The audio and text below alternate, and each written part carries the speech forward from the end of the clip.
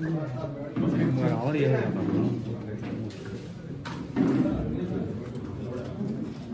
अल्लाह के नाम से जो बड़ा मेहरबान निहायत रहम करने वाला है।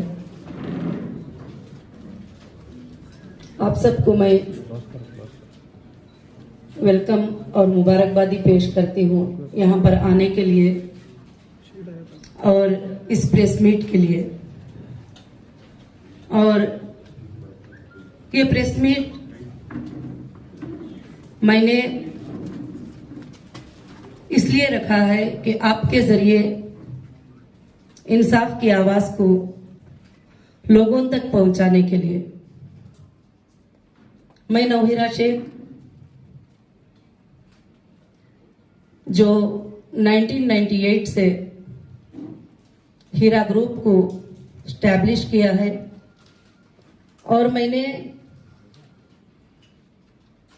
इंसानियत के हुकूक के लिए, खासकर से औरतों के हुकूक के लिए, उनको एजुकेशनल और उनको इकोनॉमिक और बहुत सारे चीजों में ग्रोथ करने के लिए 25 साल तक मैंने मेहनत किया है।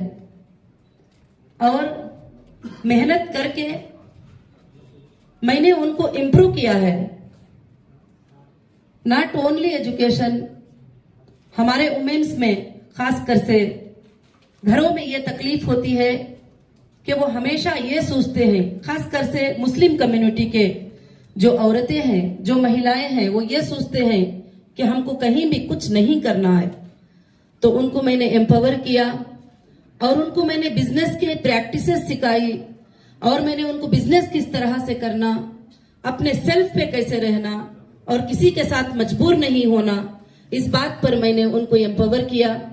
और मैंने 1998 में हीरा ग्रुप को स्टार्ट किया और उसके बाद कंपनी अननेचुरल नहीं, नेचुरली धीरे धीरे कंपनीज आगे बढ़े और आगे बढ़ने के बाद में कंपनीज इनकॉर्पोरेटर हुए और कंपनीज प्राइवेट लिमिटेड में और लिमिटेड में कन्वर्ट हुए।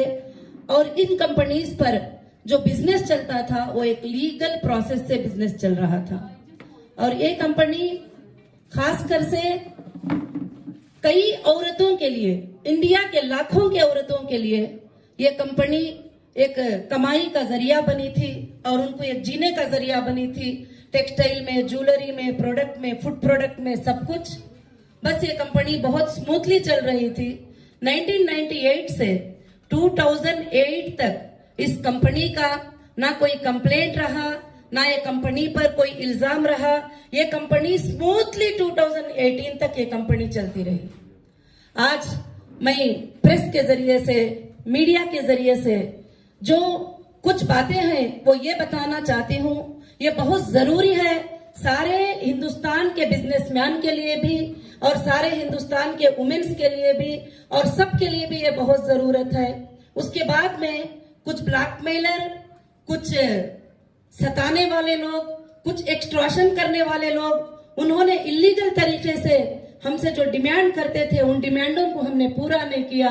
तो उसके बाद वो लोग जो है कुछ एक छोटी सी बात, एक जीएसटी का छोटा सा प्रॉब्लम आने की वजह से कुछ दिनों तक कस्टमर को पेमेंट की पॉलिसी चेंज हुई। ना कंपनी ने कभी लॉस डिक्लेयर किया था, ना कंपनी ने कोई शोरूम को बंद किया था, ना कंपनी ने कोई ऑफिस को बंद किया था, ना कंपनी की सीईओ कहीं भागी थी, ना कंपनी कहीं पर गई थी।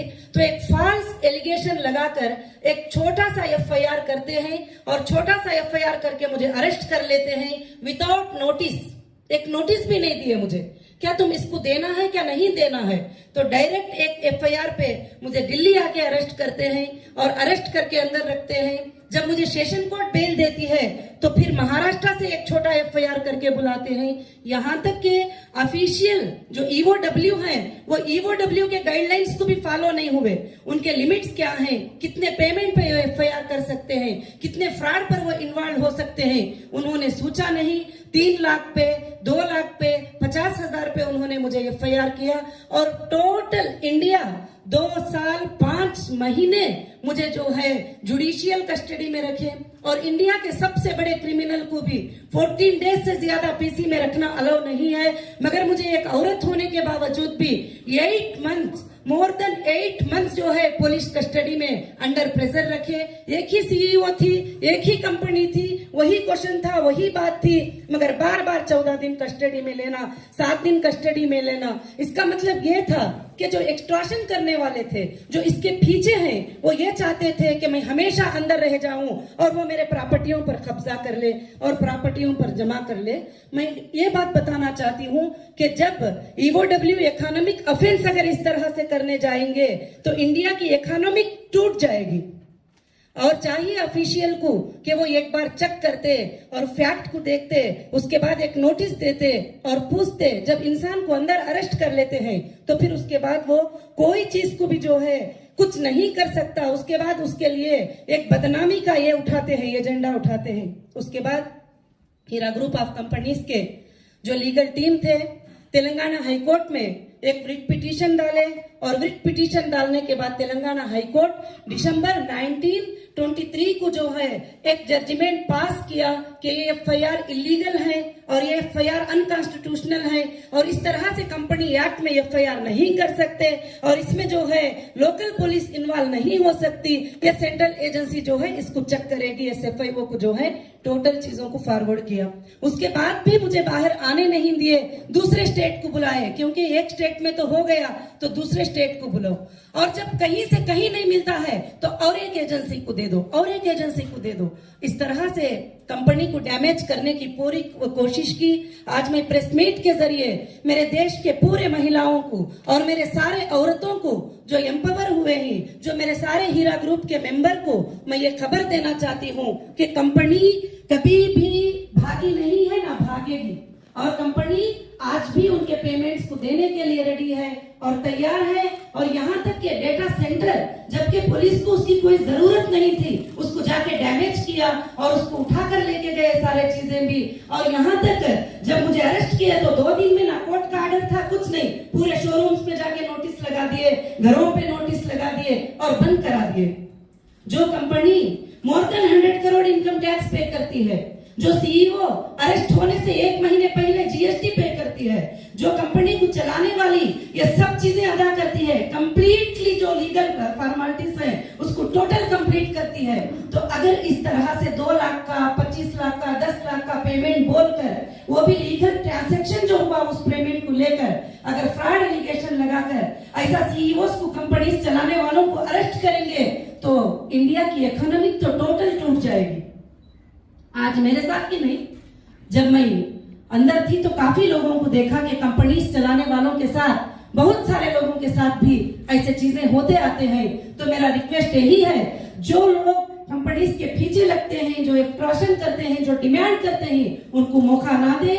और मैं ये आवाज देना चाहती हूँ कि फाइनेंस मिनिस्ट्री तक मेरी आवाज पहुंचे कि इनके ऊपर एक स्टेप ले कि बिजनेस को गिराने के लिए, इंडियन इकोनॉमी को तोड़ने के लिए ये चीज जो है बहुत ज्यादा मुश्किल वाली होती है। तो हम सबको आराम से बिजनेस करने दे, जो लीगल बिजनेस करते हैं। तो फिर अल्हम्दुलिल्लाह अल्लाह के फजल से जो है हाईकोर्ट ने ये ऑर्डर दिया। उसके बाद हमने रिट पिटीशन जनवरी 2018 को हमने सुप्रीम कोर्ट में रिट पिटीशन डाला और तमाम पार्टियों को हमने रिस्पोंडेंट बनाया और ईडी को रिस्पोंडेंट बनाया, एसएफआईओ को रिस्पोंडेंट बनाया। जो स्टेट, महाराष्ट्र होम डिपार्टमेंट को, कर्नाटका होम डिपार्टमेंट को, केरला होम डिपार्टमेंट को, आंध्र प्रदेश होम डिपार्टमेंट को रिस्पोंडेंट बनाकर जब रिट पिटीशन हमने डाला तो जजेस को हमारे बिजनेस का मॉडल समझ में आया और जजेस को समझ में आया कि हम क्या बिजनेस करते थे और हम कहीं भी इलीगल वे में काम नहीं करते थे और लीगल वे में करते थे। मैं पहले भी जब अरेस्ट किए थे उस वक्त भी चैलेंज की थी कि मैं कोई गलत काम नहीं की हूँ, ना मैंने कोई स्कैम किया है, ना मैंने कोई फ्रॉड किया है। चलते हुए बिजनेस से तुमने मुझे उठाकर फ्रॉड साबित करना चाहते हो, मगर आप जितने साल चाहे इन्वेस्टिगेशन कर लो, मेरा कोई ऐसा इंटेंशन नहीं है। मैं आज भी उस बात के ऊपर कायम हूँ और बहुत ही खुशी हुई जब सुप्रीम कोर्ट ने हमारे अकाउंट को डिफ्रीज करने का, हमारे प्रॉपर्टीज को, ईडी को हटाने का और ये बहुत सारे ऑर्डर सुप्रीम कोर्ट ने जब दिए तो मैं बड़ी खुशी के साथ आज ये प्रेस मीट कर रही हूँ। और आगे चलकर ये कंपनी लाखों के औरतों के लिए, लाखों के स्कूल के स्टूडेंट के लिए, लाखों के कॉलेज के स्टूडेंट के लिए, लाखों के लोगों के लिए, इंसानियत के लिए ये कंपनी जरूर से जरूर काम करेगी। और मैं सैल्यूट करती हूँ कि इंडियन कॉन्स्टिट्यूशन को, इंडियन लॉ को कि ये जो है हमको इतना सेफ करता है कि चाहे कोई कुछ भी इल्जाम लगा ले, चाहे कोई भी कुछ चार्जशीटें डाल ले, जब तक के एविडेंसेस पेश नहीं करते वो सब के सब चीजें इनवैलिड होते हैं। और मैंने लीगल में यही देखा है कि मुझे उम्मीद थी कि मुझे इंडियन लॉ से जरूर हमारे कॉन्स्टिट्यूशन के लॉ से मुझे इंसाफ मिलेगी। आज मुझे इंसाफ मिल के रही, सेशन कोर्ट से लेकर हाई कोर्ट से लेकर सुप्रीम कोर्ट तक इंसाफ मिल के रही। और हमारी लीगल टीम का भी मैं शुक्रिया अदा करती हूँ कि जिन्होंने स्ट्रांगली इस काम को किया और फाइट किया। आज भी फाइट जो है जारी है और चल रही है। मैं आप सबसे यही गुजारिश करना चाहूंगी कि ये कंपनी आगे चलकर चलेगी और जो भी कस्टमर हमारे जो इन्वेस्टर हैं और जाना चाहते हैं कंपनी से, आज मैं उनको मुबारकबादी पेश करते हुए उनके पेमेंट्स अदा करके उनको मैं कंपनी से निकालूंगी। और दूसरी बात, जब सुप्रीम कोर्ट ने कहा कि जो लोग हीरा ग्रुप के साथ ट्रस्ट के साथ रहते हैं उनको लेकर आप बिजनेस करो, तो उसी तरह से जो लोग मेरे साथ ट्रस्ट के साथ रहते हैं मैं उनके लेकर बिजनेस करूंगी। और कंपनी और न्यू पॉलिसीज लाएगी और कंपनी और भी ज्यादा तेजी रफ्तार से ये कंपनी चलेगी। जो हमारे माल 2 साल 5 महीने बंद करके रखे, तो मैं यही पूछना चाहती हूँ कि ये लास्ट के कौन जिम्मेदार है? जो एक छोटा सा फाल्स एलिगेशन लगाकर अंदर रखकर आप पूरे चीजों को ब्रेक कर देना चाहते हो, इसके जिम्मेदार कौन है? किसने अधिकार दिया हमारे शोरूमों को बंद करने का? किसने अधिकार दिया कि हमारे चीजों को स्टॉप करने का? और अरेस्ट तो कर लिए, मगर तुम प्रूफ करके बाद में करते तो अलग बात थी।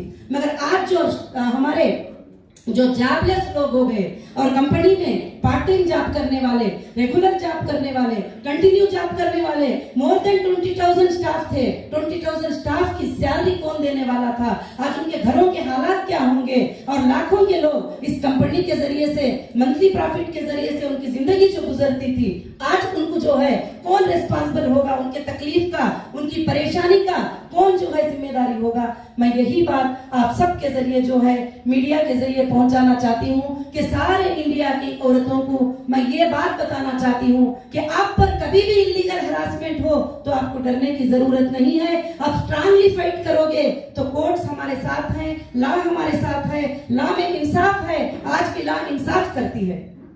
मुझे बहुत सारे लोगों ने बताया अब कैसे इंसाफ होगी, आप तो मुसलमान है, आपके मेंबर भी मुसलमान है, आपके फलाने भी मुसलमान है, मुसलमान को कैसे इंसाफ मिलेगी? मैंने कहा नहीं, हम हिंदुस्तान के नागरिक हैं, हम सेकुलर कंट्री में हैं, मुसलमान को, हिंदू को, सारे लोगों को बराबरी का हक है, जरूर मुझे इंसाफ मिलेगी। वो मेरा कॉन्फिडेंस और भी बढ़ गया कि जरूर हम सबको इंसाफ मिलेगी। तो मैं यही आवाज देना चाहती हूँ कि लीगल वे से हमको जरूर से जरूर इंसाफ मिली है। और मैं ये भी रिक्वेस्ट करना चाहती हूँ, इस कंपनी को डैमेज करने के पीछे कौन है उनका इन्वेस्टिगेशन करो। ये फॉल्स एफआईआर कराने के पीछे कौन है उनका इन्वेस्टिगेशन करो। ये एफआईआर जो करवाए ये कौन थे, किसके लिंक में थे, उनका इन्वेस्टिगेशन करो। आज जो है नाहक से जो भी लोग अगर इस तरह से जो बिजनेस करने वालों को 100 करोड़ इनकम टैक्स पे करने वालों को अगर उठाते चले जाएंगे छोटे छोटे लोगों की बात को मानकर, तो फिर तो इंडिया की इकोनॉमी तो टूट जाएगी। मैं यही गुजारिश करती हूँ कि ऑफिशियल सबसे पहले परफेक्ट स्टडी करे एक केस करने के लिए कि क्या उसके फॉर्मेलिटीज है, उसको कंप्लीट करे, उसको नोटिस दे और उसको पूछे और उसको बुलाए। और हीरा ग्रुप ना कभी भागी थी ना भागने वाली है। इंशाअल्लाह अब जो भी मेरे मेंबर्स हैं वो भी सवाल कर रहे हैं, लोग कैसे पे करेंगे, क्या सोर्सेस है, उनके अकाउंट में इतना है, उनके अकाउंट में उतना। एक रनिंग बिजनेस जब होता है तो पेमेंट बिजनेस के ऊपर लगता है, पूरी दुनिया जानती है, और अकाउंट में पैसे पड़े नहीं होते हैं। और दूसरी बात कि कंपनी के पास सोर्सेस हैं, कंपनी के पास प्रॉपर्टीज है, कंपनी के पास गोल्ड है, कंपनी के पास सब चीजें हैं। जिस तरह चाहे हम अपने कस्टमर को सेटल करेंगे और हमारे कस्टमर को हम देने के लिए तैयार हैं। सुप्रीम कोर्ट को यह वादा हमने किया है, ये अंडरटेकिंग हमने दिया है, और ऑलमोस्ट सुप्रीम कोर्ट ने जहां जहां चेक और डिपॉजिट करने का हमें हुक्म दिया था वो हमने कर दिया है ऑलरेडी। और बाकी के जो भी रनिंग में आएंगे जाएंगे हम उनको देने के लिए बिल्कुल से बिल्कुल तैयार है। और आज की ये प्रेस मीट ये सिर्फ बिजनेस के लिए नहीं, जो नाहक से लोगों को सताती उनको इंसाफ के लिए, और जो औरत को दबाने की कोशिश करती कि एक औरत है इसको कुछ भी कर लो, पॉलिटिकल इन्फ्लुएंस यूज करके जो भी चाहे कर लो, तो सारे औरतों के लिए मैं आवाज देती हूँ कि आपके ऊपर कभी भी ऐसे हालात आए तो आप कमजोर नहीं होना और आप टांगली खड़े रहना के लाभ आपके साथ जो है जरूर से जरूर इंसाफ करेंगे। ला में आप बिल्कुल से बिल्कुल सेफ हैं, तो मैं यही गुजारिश सबसे करना चाहती हूँ। और मैं मीडिया का सबका भी शुक्रिया अदा करना चाहती हूँ जो हमारे इनविटेशन पर यहाँ पर आप आए, और मैं उम्मीद करूंगी कि मेरी आवाज को आप पूरे वर्ल्ड में पहुंचाएंगे और इंडिया में पहुंचाएंगे और पूरी दुनिया में आवाज को पहुंचाकर और महिलाओं को एक ताकत, हमारे देश के माओं को, हमारे देश के बेटियों को, हमारे देश के बहनों को एक ताकत देंगे जरूर से। क्योंकि मुझे जो हालात गुजरे, उन हालात को देखने के बाद जो औरतें लाखों के मुझे देखकर एम्पावर हुए थे वो थोड़ा कमजोर पड़ गए थे। मैं चाहती हूँ कि आपके जरिए उनके अंदर एक ताकत आ जाए और उनके अंदर एक हिम्मत आ जाए। Thank you so much. Madam, ये 2 साल 5 महीने से जो आपकी कंपनी बंद रही, तो इसमें कितना नुकसान हुआ? देखिए, 2 साल 5 महीने कंपनी जो बंद रही उसमें कितना नुकसान हुआ वो अभी भी मैंने पूरा टोटल चेक नहीं किया है, और अभी अभी शोरूम्स वगैरह सब खुले हैं। और मगर मुझे ये बात पता चली है, जिन लोगों ने मुझे फाल्स एलिगेशन लगा के अंदर रखा वो लोग बगैर इजाजत के डोर्स तोड़कर गए ही, कुछ चीजें लेके गए ही, बहुत सारे चीजों को डैमेज भी किया है। अभी मैं टोटली चेक करके एक रिपोर्ट सुप्रीम कोर्ट को सबमिट करूंगी, सुप्रीम कोर्ट उसका फैसला करेगी। मगर उस नुकसान से हमारे कस्टमर पर, कोई भी इन्वेस्टर पर इफेक्ट नहीं पड़ेगा, ये मैं गारंटी कहती हूँ। बार बार जब हीरा ग्रुप के ताल्लुक से बात होती तो हीरा ग्रुप, प्लीज आप एक एक सवाल करिए, मैं ताकि तुमको आसान से जवाब दे सकूं। जब आप MPL स्टार्ट किए थे जी जी, आपको ये स्टार्ट हुआ क्या? आपको किसके ऊपर ज्यादा पॉलिटिकल प्रेशर? देखिए, ये मैं MVP जो ऑल इंडिया महिला एम्पावरमेंट पार्टी स्टार्ट की थी, वो इसलिए स्टार्ट की थी कि अभी भी हाल में आप देखें कि एक लड़की आयशा का ये हुआ और उसने सुसाइड किया। उसको सपोर्ट नहीं मिलता था माँ बाप की तरफ से भी, उधर हस्बैंड की तरफ से भी, सब। मैंने ऐसे लाखों की औरतों की मदद की, तो मैंने औरतों की सपोर्ट के लिए प्लेटफॉर्म को कायम किया। कुछ पॉलिटिशियन को ये बहुत ही बुरा लगा कि मैं औरतों को लेकर एक पार्टी को कायम किया, और पार्टी का नाम भी महिला एम्पावरमेंट पार्टी और जस्टिस फॉर ह्यूमैनिटी मैंने स्लोगन रखा। और मैं उस वादे पर, उस चीज के ऊपर जो है मैं खड़ी रहूंगी, और मैं महिलाओं के लिए, जस्टिस के लिए पूरी जिंदगी फाइट करूंगी। जी, तिरुपति में यूनिवर्सिटी ने, तिरुपति में हमारी कॉलेज और जो लड़कियों की है वो ऑलरेडी बहुत सालों से कंप्लीट है। 1000 से ज्यादा गर्ल्स जो है वहाँ पर तालीम हासिल कर रहे हैं।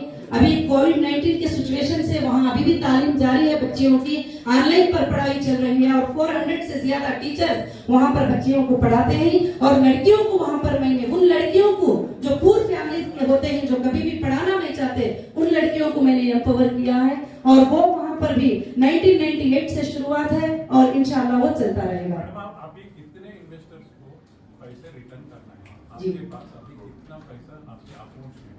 जी, देखिए, मैं एक बात तो बता सकती हूँ कि कितने क्या है वो मैं डेटा चेक करने के बाद बता सकूंगी, क्योंकि डेटा को मेरे CCS ने फ्रीज करके रखा है।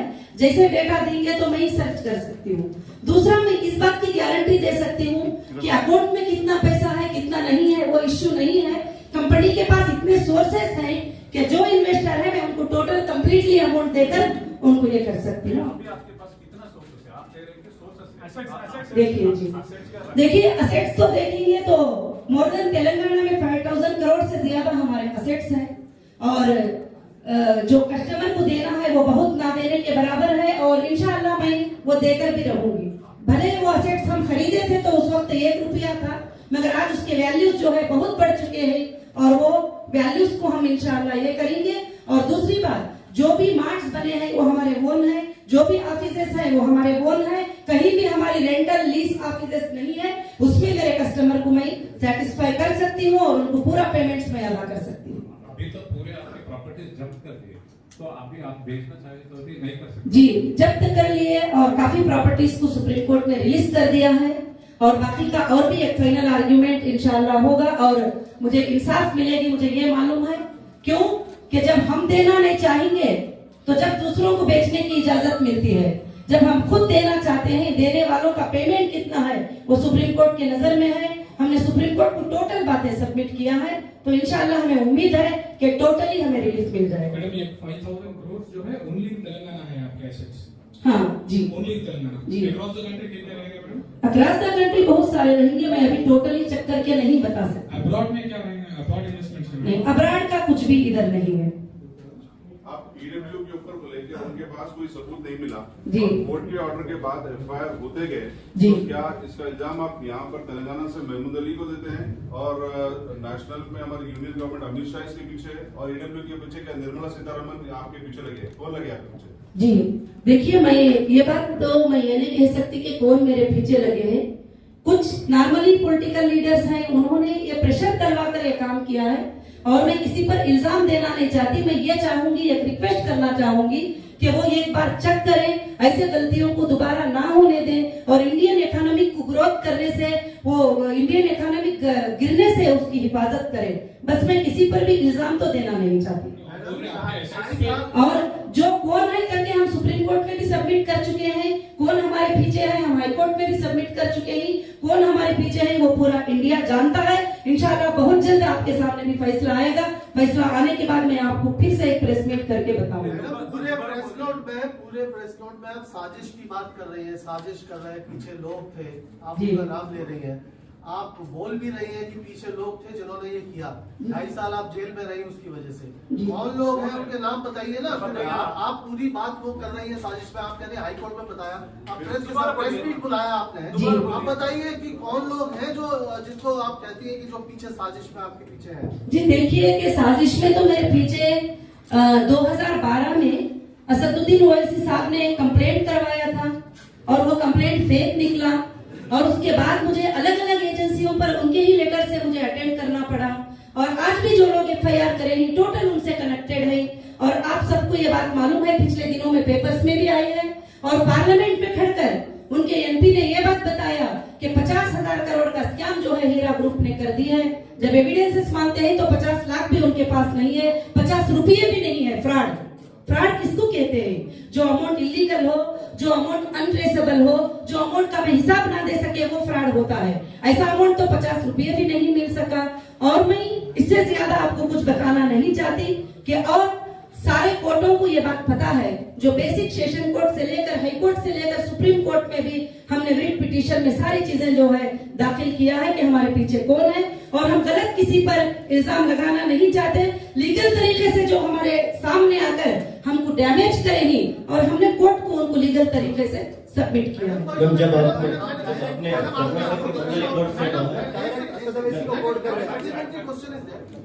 असदुद्दीन ओवैसी और उनके लोगों ने ये किया, उनके क्या इंटरेस्ट थे इसके पीछे जिसकी वजह से वो आपके पीछे पड़े हुए थे? देखिए इंटरेस्ट तो आप देखते हैं कि जैसे हमारी टोली चौकी की लैंड है, जो बहुत बड़ी एक लैंड है, उसके ऊपर में अरेस्ट होने के बाद, ईडी के अटैचमेंट के बाद उस पर बड़े बड़े बिल्डिंग कंस्ट्रक्शन हो गए।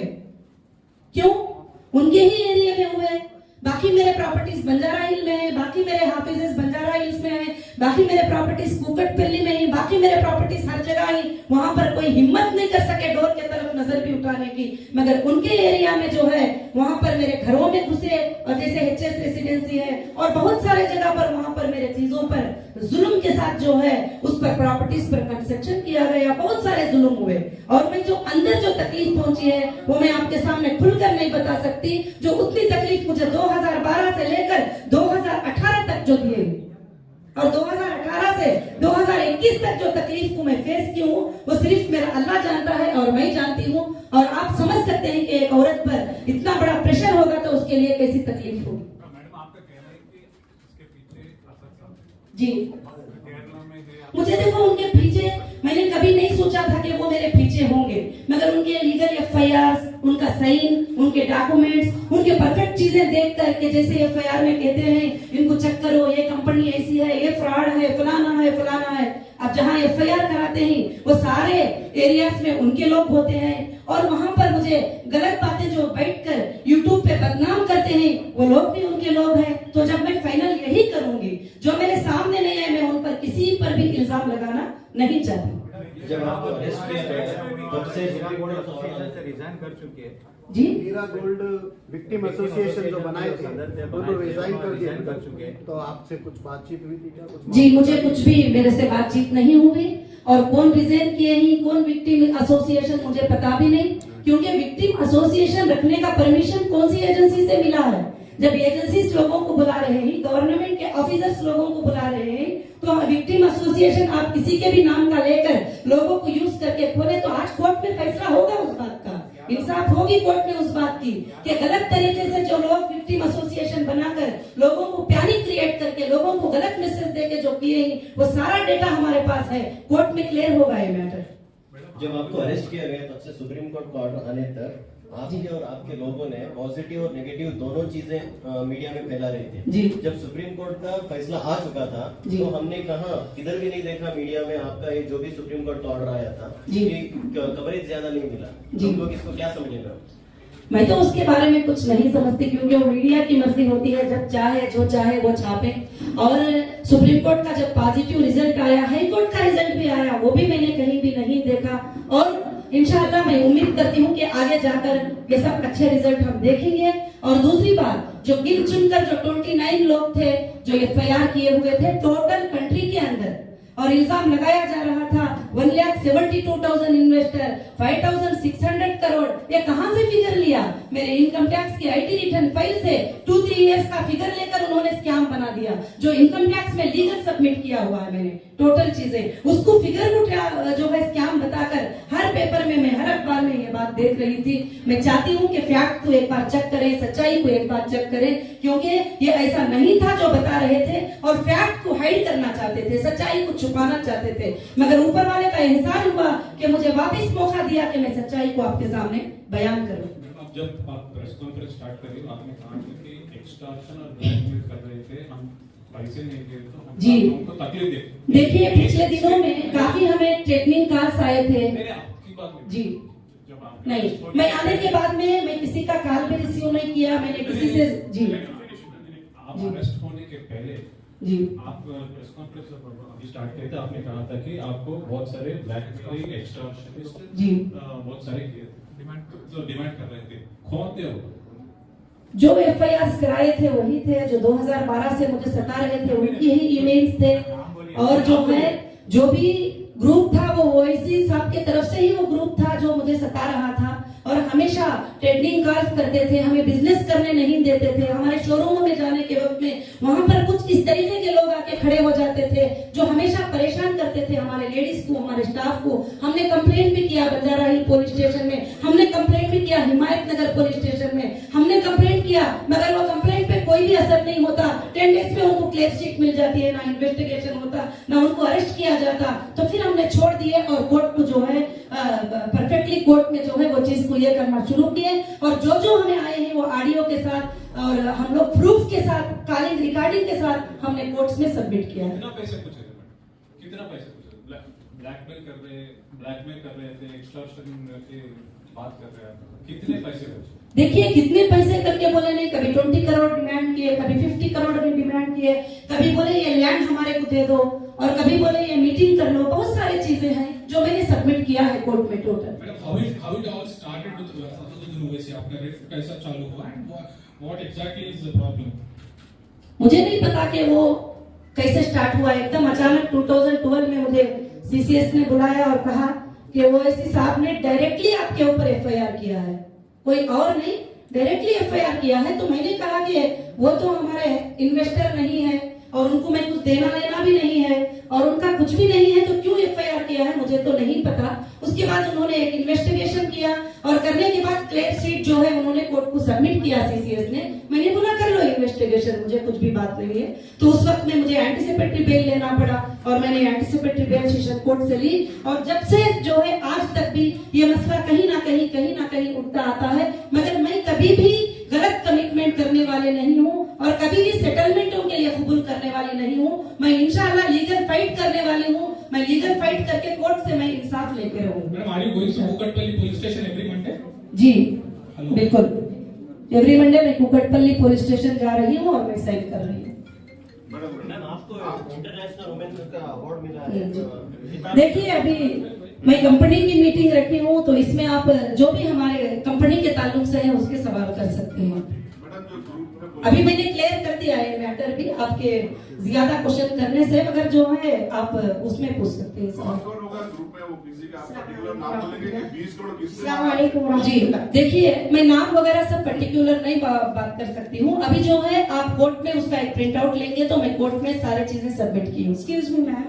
जी Just now you said that you are going to Kukatpally, but Supreme Court has given unconditional bail. जी बिल्कुल, जो है उसके पहले जो है मैं वीकली जो जाकर साइन कर रही थी उस पर मैं बात किया, जो कंडीशन सुप्रीम कोर्ट ने मुझे दिया था इससे पहले वाले ऑर्डर में। अभी इस बार के ऑर्डर का मैं नहीं कर रही हूँ बात। आपने जो बताया कि ये एक्सटॉर्शन के कॉल और ये सारी चीजें आई और ओवैसी और उनके ने किया आपको, इसके पीछे क्या एक्सटॉर्शन ही ओनली मोटिव है या कोई पॉलिटिकल मोटिव भी था? पॉलिटिकल मोटिव भी है, क्योंकि उनको कभी कभी ऐसा वो इनसिक्योर फील करते हैं कि एक मुस्लिम महिला इतने आगे कैसे बढ़ सकती है, एक मुस्लिम महिला बिजनेस में इतना आगे कैसे जा सकती है, एक बुर्का पहनकर एक औरत ऐसे कैसे आगे बढ़ सकती है, जबकि कुछ लोगों की सोच ऐसी है कि औरत आगे नहीं आ सकती, औरत स्टेज पे नहीं आ सकती, औरत अपना काम नहीं कर सकती, सिर्फ मर्द ही काम कर सकते हैं। तो ऐसे लोगों को तकलीफ हुई, मगर आज भी देश में मेरे काफी भाइयां मेरे साथ हैं जो एक बहन की इज्जत करने वाले, एक माँ की इज्जत करने वाले, एक बेटी की इज्जत करने वाले, उन भाइयों के सपोर्ट से, उन बहनों के सपोर्ट से मैं काफी आगे अल्हम्दुलिल्लाह बढ़ सकती हूँ। कॉन्स्टिट्यूंसी से भी आप कुछ प्लान कर रही थी क्या? Madam, will you revive your party, political party? जी पॉलिटिकल पार्टी रिवाइव करेंगे आप? अभी मैंने पॉलिटिकल पार्टी के बारे में अभी कोई इलेक्शन सामने नहीं है तो मैंने कुछ डिसीजन नहीं लिया है। जब इलेक्शन आएगा मैं डिसीजन लूंगी। मैम, क्या ये हैदराबाद कॉन्स्टिट्यूंसी से जो हैदराबाद लोकसभा सीट्स है उसमें आप कुछ प्रयास कर रही थी क्या? इस तरह से जी चुनाव लड़ रहा है, इस वजह और से मैं इलेक्शन कमीशन से जो है टोटल लोकसभा सीट के लिए, असेंबली सीट के लिए अप्रूवल ले चुकी थी तेलंगाना के लिए। और आप चेक करते हैं तो 10th को मेरा एक प्रेस कॉन्फ्रेंस हुआ था 10 अक्टूबर को, जिसमें मैंने अनाउंस किया था कि मैं जो भी तेलंगाना के 119 या 25 सीट्स है उसमें मैं मोर देन 100 सीट्स पे कंटेस्ट करूंगी। और मैं 10th को अनाउंस करती हूँ और 14th को अरेस्ट होती हूँ, बस यही बात है। सुप्रीम कोर्ट ने जिस वजह से आपको छोड़ा है, किसी को आपने अभी तक छोटे जब से अब तक किसी एक विक्टिम को या जो है आपके इन्वेस्टर को नहीं, सुप्रीम कोर्ट ने मुझे जिन जिन को पेमेंट, यस, और मैंने जो है सुप्रीम कोर्ट ने जिन जिन को डीडीज जमा करने का हुक्म मुझे दिया है, मैंने सबको डीडीज जमा किया है। सुप्रीम कोर्ट ने जो एजेंसियों को डीडीज डिपॉजिट करने का कहा है, मैंने डीडीज डिपॉजिट किया है। और सुप्रीम कोर्ट ने जो कंडीशन दिया था मैंने 100% कंप्लीट करके फिर सुप्रीम कोर्ट के सामने पेश हुई थी। कितने विक्टिम्स को जो है पैसा दिया है आपने? कितने करके नहीं, जो कोर्ट में जो एफआईआर था, जो अमाउंट था, उस अमाउंट को हमने टोटली डीडीज जमा किए हैं। 29 एफआईआर पे क्या अमाउंट था वो हमने जमा किए। अभी आपको कुछ सिक्योरिटी थ्रेट है क्या? देखिए, मैं सिक्योरिटी थ्रेट के बारे में तो नहीं बता सकती, मगर हालात जो है वो सब आप समझ सकते हैं अच्छे तरीके से। और ऐसा थ्रेट भी है तो कोर्ट है, कोर्ट को हम अप्रोच हो जाए। टोटल 29 एफआईआर इंडिया के अंदर थे, केरला, महाराष्ट्र और तिरुपति आंध्र प्रदेश और तेलंगाना और जो है कर्नाटका, इतने जगह पर टोटल 29 एफआईआर थे। अगर वो 29 लोगों की प्रोफाइल चेक कर लेंगे वो कौन है तो बिल्कुल मैटर एकदम क्लियर समझ में आ जाएगा। कोर्ट्स को ये समझ में आ चुका है। प्रेस मीट ये हीरा ग्रुप के बारे में है, तो हीरा ग्रुप के बारे में आप थोड़ा ज्यादा बताएंगे तो अच्छा रहेगा इन्वेस्टर्स के लिए। जी आप जी यस मैम, प्रेस मीट आप हीरा ग्रुप के बारे में जो है अभी हमारे, बस मैं हीरा ग्रुप के बारे में तो पहले मैंने आप पूरी प्रेस मीट वही किया है और मैं अभी भी ये मेरे लोगों को यही मैसेज देना चाहूंगी कि हीरा ग्रुप मोर देन 100 टाइम जो है ज्यादा आगे बढ़ेगी और मुझे वो कॉन्फिडेंस है। और हीरा ग्रुप ने कभी कोई ना गलत किया है, ना स्कैम किया है, ना किसी को इसमें नुकसान होगा। और जरूर हीरा ग्रुप के जो लोग हैं उनके लिए जो है फायदा ही फायदा रहेगा। और आइंदा हीरा ग्रुप के जो मार्ट्स वगैरह ही रमजान से पहले इंशाल्लाह खुल जाएंगे। मैं यही उनको खुशखबरी देना चाहती हूँ। इंडिया के अलावा दूसरे कंट्रीज में भी आप बिजनेस करिए आपकी जी। पाकिस्तान में भी आपने बिजनेस किया? नहीं, फिर पाकिस्तान के एक मौलाना आपके फेवर में बात करेंगे? जी मुझे नहीं मालूम कौन फेवर में बात करे कौन नहीं। पूरे वर्ल्ड में जब यूट्यूब में वीडियो जाता है तो पूरे वर्ल्ड में जाता है, कौन वर्ल्ड से कहां से क्यों बात करती वो मुझे नहीं पता। बस जी पैसे कब वापस देना चालू करेंगे? अभी हमारा डेटा सेंटर जब स्टार्ट हो जाएगा, सीसीएस को 2 वीक्स का टाइम सुप्रीम कोर्ट ने दिया है। 1 वीक इज कंप्लीटेड और अदर 1 वीक्स उनके पास टाइम है। उस वक्त तक मेरा डेटा सेंटर ऑन हो जाएगा। मुझे लोगों को आईबीजी नंबर मिलेंगे, प्रॉपर उनका डेटा चेक करके मैं उनको पेमेंट देना स्टार्ट कर दूंगी। Ma'am, if all your investors want their money to be returned, how much time do you need to pay back all your investors? वो मेरे इन्वेस्टर पर और मेरे पर डिपेंड होगा। जब मैं उनको बिठाकर बात करूंगी, कोई मुझे साल का टाइम दे सकता है, कोई महीने का दे सकता है, कोई एक दिन का, तो वो उस पर डिपेंड होगा। मैं क्लैरिफिकेशन नहीं दे सकती। कि आपका जो पेमेंट देना है वो बहुत कम है जी। और आपके एसेट्स बहुत ज्यादा है जी। तो फिर आप क्यों टाइम लेना चाह रहे हैं? आपके मैं टाइम क्यों लूंगी? आपको आप पूछ रहे हैं, मुझे टाइम लेने की जरूरत नहीं, ना मेरे कस्टमर मुझे डिमांड करेंगे, क्योंकि जो 20 साल से, 1 मिनट प्लीज, जो 20 साल से 25 साल से मेरे साथ ही, उन्होंने 1 रुपये का 10 रुपये कंपनी से फायदा उठा चुके हैं। ऐसे लोग मेरे सामने आकर नजर भी नहीं मिलाएंगे कि मैंने उनको चीट किया है। और हीरा ग्रुप का एक भी मेंबर मेरे सामने नजर मिला के बोल नहीं सकता कि मैंने उनको चीट किया है। कभी ये नहीं बोल सकते, क्योंकि प्रॉपरली एक अग्रीमेंट के साथ वो इन्वॉल्व हुए हैं और उसमें उन्होंने साइन किया है कि प्रॉफिट और लॉस में भी हम हिस्सेदार हैं। ऐसा नहीं कि मैंने कहीं उनको बहकाया है, जैसे लिखा था 30% ज्यादा दूंगी, 40%, ऐसा नहीं। अग्रीमेंट आप एक बार पढ़ लीजिए कि अग्रीमेंट में है कि प्रॉफिट और लॉस में भी वो हिस्सेदार है। तो कंपनी का टाइमिंग भी डिले होगा, तो समझदार इन्वेस्टर भी है कि वो समझ सकते हैं। इंशाल्लाह मैं उनको क्लियर कर सकती हूँ। मैडम, आप जो ये कंपनी बंद रख के जो लॉस बताएंगे तो उनको भी इसमें शामिल करेंगे? देखिए, मैं एक्सट्रैक्शन के बारे में बहुत सारी चीजें आपको क्लियर कर चुकी हूँ। अभी कुछ कंपनी की बात है तो 1-2-3 सवाल करके आप कुछ कमेंट्स करने वाले हैं उनके ऊपर जो कंप्लेंट ऑलरेडी कर दिया है सुप्रीम कोर्ट में, हाई कोर्ट में, सेशन कोर्ट में। कंप्लेंट करने का कुछ बाकी नहीं है, हम सब कुछ कर दिया है जो करना है। टोली चौकी जो प्रॉपर्टी के ऊपर कब्जा कर जी, टोली चौकी में आप जो प्रॉपर्टी कब्जा हो गया, देखिए अभी तक मुझे जो आरोप प्लांट्स के जो चोरियों का इल्जाम लगा रहे हैं आप, क्या उसके ताल्लुक से हीरा गोल्ड की तरफ से कुछ एफआईआर हुए? देखिए, हीरा ग्रुप की तरफ से अब एफआईआर क्यों होंगे? हीरा ग्रुप जो भी रिटर्न सबमिट करना है, रिपोर्ट, वो सुप्रीम कोर्ट को करेगी। अब सुप्रीम कोर्ट स्टेप लेगी उसके बारे में। उसके लिए अलग अलग से अब जाकर कंट्रीज में अलग अलग जगह पर करने की जरूरत नहीं है। अब हमारा टोटल मैटर सुप्रीम कोर्ट में है, तो हम हर रिपोर्ट सुप्रीम कोर्ट को देते रहेंगे। मैडम, टोली चौकी लैंड के बारे में कुछ बोल सकते हैं आप? अब जमीन आपका है जी, बनाने वाले कोई और है, तो आप देखिए, मुझे वही हैरान हुआ। मैंने जब गाड़ी लेकर गई थी 2 दिन पहले, 3 दिन पहले, ये चीज को देखकर मुझे इतना हैरान हुआ कि जब बना बगैर परमिशन के कोई एक छोटा सा घर बनाता है तो उसको आगे ऑफिसर तोड़ के फोड़ के जो है गली में डाल देते हैं। मगर जब हमारी लैंडों पर 774 के बिल्डिंग बन जाते हैं तो वहां पर कोई क्या नजर नहीं मारा, क्या वहीं पर चलकर नहीं देखा?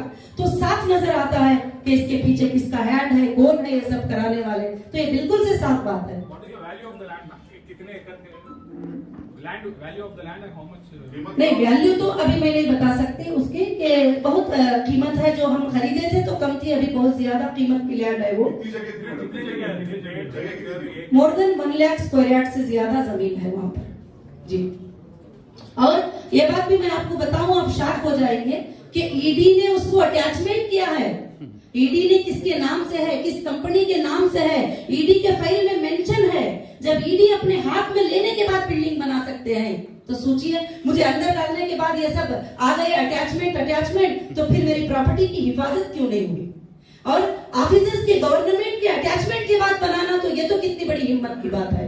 और यही मैं शॉक हो गई वहां जाकर देखकर कि जब तक के कोई अटैचमेंट्स नहीं थे, हमारी प्रॉपर्टी पर कोई भी नजर भी नहीं डाल सकते थे। मुझे जेल में रखकर और मुझे अंदर रखकर जो है हमारे प्रॉपर्टियों पर बना रहे थे, वो भी ईडी के अटैचमेंट के बाद।